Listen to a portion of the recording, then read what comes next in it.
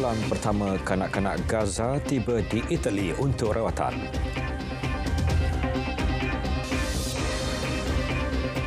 Assalamualaikum, salam Malaysia Madani, Dunia 10 bersama saya Muhammad Shah Musa. Perkembangan di Gaza, jumlah kematian melibatkan rakyat Palestin akibat serangan rejim Zionis di Gaza terus meningkat. Terbaru 26,637 orang dilaporkan telah terkorban. Menurut Kementerian Kesihatan Gaza, dalam tempoh kurang 48 jam lalu, tentera negara haram Israel telah membunuh 215 dan mencederakan 300 rakyat Palestin. Lebih 65,000 orang cedera sejak konflik itu berlaku. Dalam pada itu, agensi berita Palestin Wafa melaporkan bahawa berpuluh-puluh wanita dan kanak-kanak telah melarikan diri dari tempat pelindungan UNRWA di Bandar Gaza selepas ia diserbu oleh tentera Israel. 11 kanak-kanak Palestin yang cedera antara kumpulan pertama tiba di Itali dari Gaza. Mereka diiringi anggota keluarga untuk menerima rawatan perubatan lanjut di hospital-hospital Itali. Duta Palestin ke Itali Abir Odeh menekankan bahawa inisiatif kemanusiaan Itali dengan menyediakan rawatan kepada lebih 100 kanak-kanak Palestin perlu saling dilengkapi dengan langkah-langkah berkesan dan pendirian politik yang jelas. Ia termasuk mendesak Israel untuk menghentikan tindakannya terhadap rakyat Palestin dengan segera dan mengiktiraf negara Palestin. Menurut duta itu, bilangan penduduk Gaza yang cedera sejak 7 Oktober lepas telah melebihi 67,000 orang yang membuktikan kekejaman Israel. Presiden Amerika Syarikat Joe Biden terus menerima tekanan susulan tindakan terhadap Agensi Kerja dan Bantuan Pertubuhan Bangsa Bersatu bagi Pelarian Palestin UNRWA. Terbaru, Senator Amerika Syarikat Bernie Sanders meminta pentadbiran Biden mengembalikan pembiayaan UNRWA. Menurut Sanders, lebih sejuta penduduk di Gaza berisiko mengalami kebuluran atas tindakan pentadbiran Biden. Tegas beliau, Amerika Syarikat serta negara-negara lain sepatutnya tidak membiarkan penduduk Gaza menderita kerana tindakan segelintir individu yang didakwa. Dalam masa sama, Sanders turut mengkritik dasar kerajaan Amerika Syarikat terhadap perang genosid Israel yang sedang berlaku di Gaza.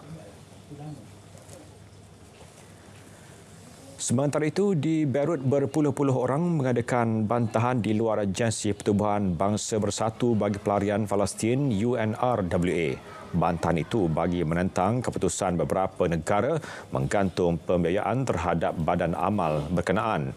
Penggantungan pembiayaan terhadap UNRWA dibuat selepas negara haram Israel mendakwa bahawa beberapa kaki tangan organisasi tersebut menyertai serangan Hamas 7 Oktober tahun lalu. UNRWA memberi amaran penggantungan bantuan akan menyebabkan malapetaka dari perspektif sosial dan kemanusiaan. Dalam pada itu, Kanada meneruskan bantuan untuk rakyat Palestin di Gaza pada Selasa. Dana sebanyak 40 juta dolar Kanada atau 141 juta ringgit itu disediakan untuk pelbagai agensi. Bagaimanapun, pembiayaan kepada UNRWA masih ditangguhkan.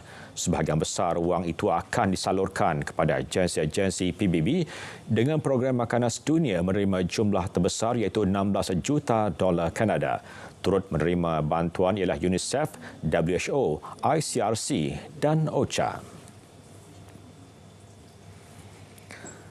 Kumpulan Houthi di Yaman pula terus melancarkan serangan di Laut Merah. Terbaru, serangan dibuat ke atas kapal pemusnah milik Tentera Laut Amerika Syarikat USS Gravely. Perkara itu telah disahkan jurucakap Tentera Houthi Yahya Sari menerusi sebuah saluran televisyen. Semua kapal Amerika Syarikat dan United Kingdom di Laut Merah dan Laut Arab dianggap sebagai sasaran berpotensi untuk serangan Houthi. Tentera Yaman berjanji akan terus menyekat laluan kapal yang mempunyai kaitan dengan Israel atau yang berlayar menuju ke pelabuhan Israel melalui Laut Merah dan Laut Arab. Ia sehingga serangan di semenanjung Gaza dihentikan. Bekas Perdana Menteri Pakistan Imran Khan dan isterinya Bushra Bibi dijatuhi hukuman penjara 14 tahun pada hari ini. Hukuman itu membabitkan kes hadiah negara atau kes tosyakhana. Menurut laporan media tempatan, hukuman itu diputuskan oleh mahkamah di Bandar Markas Tentera di Timur Laut Penjara Adiala Rawalpindi, tempat bekas Perdana Menteri itu sedang menjalani hukuman. Hukuman yang diterima oleh Imran itu sekaligus menyaksikan beliau yang mewakili Parti Pakistan Tehreek-e-Insaf PTI tidak dibenarkan bertanding. Selain Imran, seorang lagi ahli PTI, Shah Mahmud Qureshi yang juga pengerusi parti tersebut turut dikenakan hukuman penjara 10 tahun. Dalam pada itu, peguam yang mewakili parti itu memaklumkan mereka disingkir daripada prosiding mahkamah. Terdahulu Imran menuduh pegawai tinggi tentera Pakistan mendalangi penyingkirannya dalam konspirasi yang disokong Amerika Syarikat. Dalam pada itu, letupan yang berlaku berhampiran tempat berhimpun parti PTI telah mengorbankan 4 nyawa di ibu kota wilayah Balochistan, Quetta, Pakistan, manakala 6 orang dilaporkan cedera dalam tragedi tersebut. Menurut pihak polis, bom telah dipasang pada sebuah motosikal sebelum letupan berlaku. Serangan itu berlaku hanya beberapa jam selepas pengasas PTI, Imran Khan, dijatuhi hukuman penjara atas tuduhan membocorkan dokumen rahsia negara. Bagaimanapun, motif serangan masih dalam siasatan. Di Mexico, 19 orang maut dalam kemalangan melibatkan bas penumpang 2 tingkat dan trailer di lebuh raya Mazatlan, Culiacan di utara negara itu. Peguam negara bagi negeri Sinaloa, Sara Bruna Cunones Estrada berkata setakat ini sebanyak 19 mayat direkodkan dalam nahas di kawasan perbandaran Elota itu. Jelas beliau, bas itu terbakar akibat impak kemalangan dan mayat mangsa yang rentung sukar dikenal pasti, malah proses untuk mengesahkan identiti mangsa akan mengambil masa. Media tempatan melaporkan bas itu dalam perjalanan antara Guadalajara dan Los Mochis apabila kemalangan berlaku. Ketika ini punca itu masih dalam siasatan. Di Cancun pula, sekurang-kurangnya 4 orang maut dan lebih 12 lagi cedera apabila sebuah bot karam di sebuah perairan berhampiran bandar pelancongan itu. Kemalangan tersebut berlaku pada Isnin lalu ketika bot berkenaan dalam perjalanan dari Isla Mujeres ke pelabuhan Puerto Juarez. Dalam kejadian itu, 2 ditahan untuk siasatan melibatkan kapten dan seorang anak kapal. Manakala mangsa yang cedera dirawat di sebuah hospital di bandar terbabit, punca kejadian masih dalam siasatan pihak berkuasa.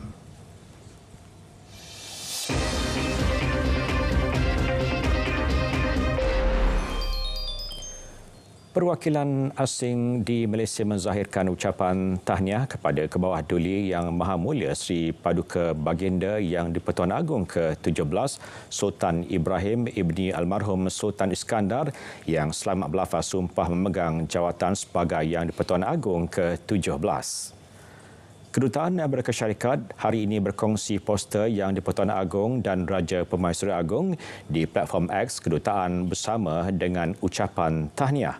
Kedutaan Kanada juga berkongsi poster yang sama pada platform X Kedutaan selain turut mengambil kesempatan untuk mengucapkan selamat maju jaya dan berterima kasih kepada bekas Yang di-Pertuan Agong Al-Sultan Abdullah Riayatuddin Al-Mustafa Billah Shah. Sultan Ibrahim hari ini melafaz sumpah memegang jawatan sebagai Yang di-Pertuan Agong ke-17 dalam upacara penuh adat istiadat di Istana Negara Kuala Lumpur. Presiden Ecuador Daniel Noboa mengarahkan ekstradisi semua banduan warga asing yang dipenjarakan di negara itu. Keputusan itu susulan krisis yang semakin tegang dan pertempuran kumpulan ganas di dalam penjara. Menerusi arahan tersebut, pihak keselamatan akan memindahkan banduan warga asing ke tempat yang lebih selamat sebelum dihantar pulang untuk menjalani hukuman mereka di penjara negara masing-masing. Menurut Noboa, kemudahan di penjara negara Amerika Selatan itu hanya mampu untuk menampung 30,200 banduan. Ketika ini, jumlah banduan yang berada di penjara negara itu sekitar 33,000 banduan. Elon Musk mengumumkan syarikatnya berjaya melakukan prosedur implan microchip dalam otak manusia. Pengasas Neuralink itu berkata syarikat neuroteknologi tersebut melakukan kranektomi bagi memasukkan peranti pada seorang pesakit yang tidak didedahkan namanya. Individu pertama yang menerima implan yang dinamakan telepati pada Ahad lalu itu berada dalam keadaan stabil dan semakin pulih. Keputusan awal menunjukkan pengesanan spike neuron yang positif. Sehubungan itu, Musk berharap prosedur demikian dapat membantu individu mengidap penyakit saraf yang menyebabkan mereka tidak boleh bergerak maupun bercakap. Berita kejayaan Neuralink menjalankan prosedur memasukkan telepati pada otak manusia dikongsikan oleh Musk di aplikasi X. Tahun lalu, Pentadbiran Makanan dan Ubatan FDA Amerika Syarikat memberi kebenaran kepada syarikat terbabit untuk menjalankan ujian klinikal pertama pada manusia. Kajian tersebut akan menilai keupayaan membantu individu yang mengalami kecacatan atau lumpuh anggota badan untuk mengawal alat bantuan menerusi fikiran.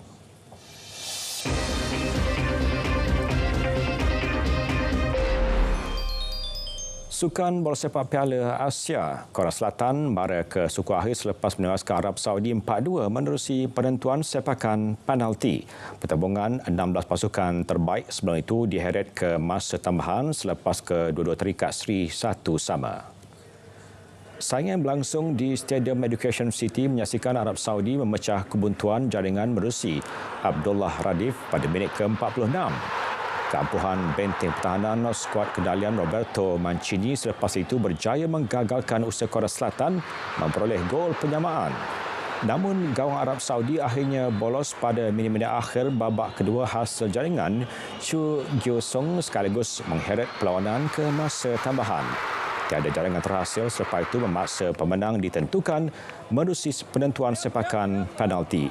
Korea Selatan tampil cemerlang menyempurnakan ke-5 tendangan penalti termasuk daripada kapten pasukan Son Heung-min. Manakala sepakan pemain Arab Saudi Sami An-Najai dan Abdul Rahman Gharib berjaya diselamatkan penjaga gol Jo Hyun-woo.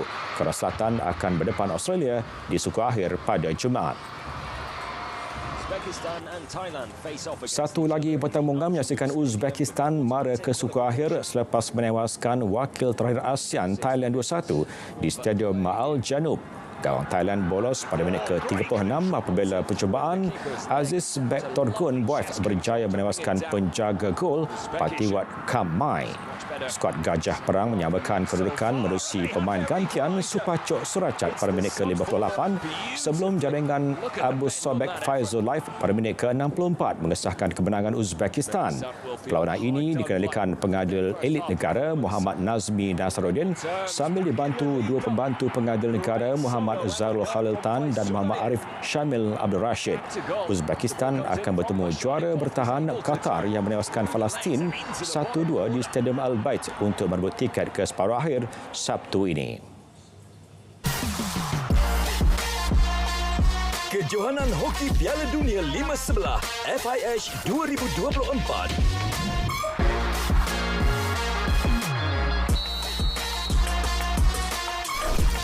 Khamis, 1 Februari, Malaysia bertemu Belanda 12.20 tengah malam di saluran OK dan saluran sukan RTM. Saksikan juga secara penstreaman langsung di RTM Klik.